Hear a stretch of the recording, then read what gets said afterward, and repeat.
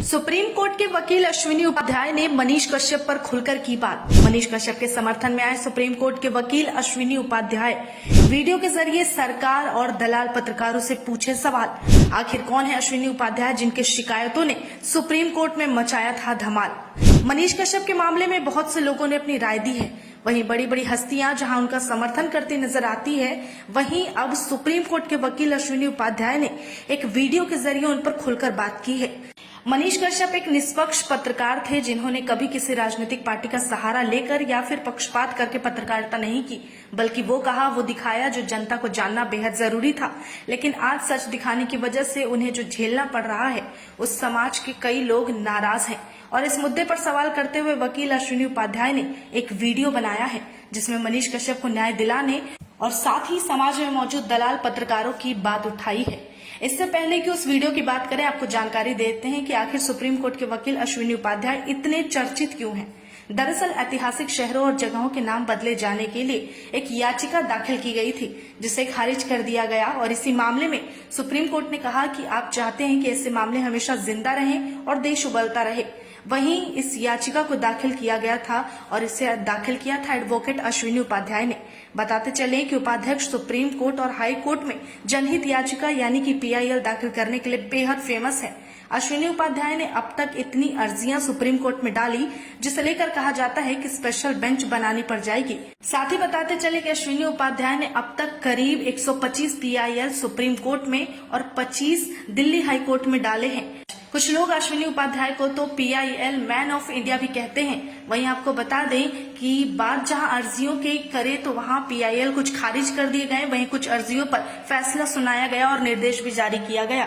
अब आप उस वीडियो के अंश को सुन लीजिए जिसमें वकील अश्विनी उपाध्याय ने मनीष कश्यप के लिए अपने दिल की बात कही है और उनका समर्थन किया है। तमिलनाडु में कुछ घटनाएं होती हैं, उस घटना के बाद खबरें छपती हैं, उसको दो बड़े हिंदी के अखबार जो नेशनल अखबार हैं वो छापते हैं। उसी खबर के आधार पर मनीष कश्यप स्टोरी करते हैं। उसी खबर के आधार पर बिहार की विधानसभा में भी कुछ विधायक आवाज उठाते हैं। उसी खबर के आधार पर बिहार के एक पॉलिटिकल पार्टी के प्रमुख पप्पू यादव भी खबर उठाते हैं कि हां, तमिलनाडु में बिहारियों को मारा जा रहा है। याद रखिए, तमिलनाडु में बिहारियों को मारा जा रहा है। विधानसभा में यह बात कही गई, विधानसभा के बाहर पप्पू यादव ने भी बोला, दो प्रमुख अखबारों ने इस बात को छापा और इसी बात पे मनीष कश्यप ने एक वीडियो बनाया। उस वीडियो के बाद तमिलनाडु में मनीष कश्यप के खिलाफ FIR हो जाती है, बिहार में भी FIR हो जाती है और तमिलनाडु की सरकार तो NSA लगा देती है, नेशनल सिक्योरिटी एक्ट लगा देती है। एक ही अपराध है वीडियो बनाने का। उसी वीडियो के आधार पर तमिलनाडु में भी FIR, बिहार में भी FIR, कई FIR हो गए।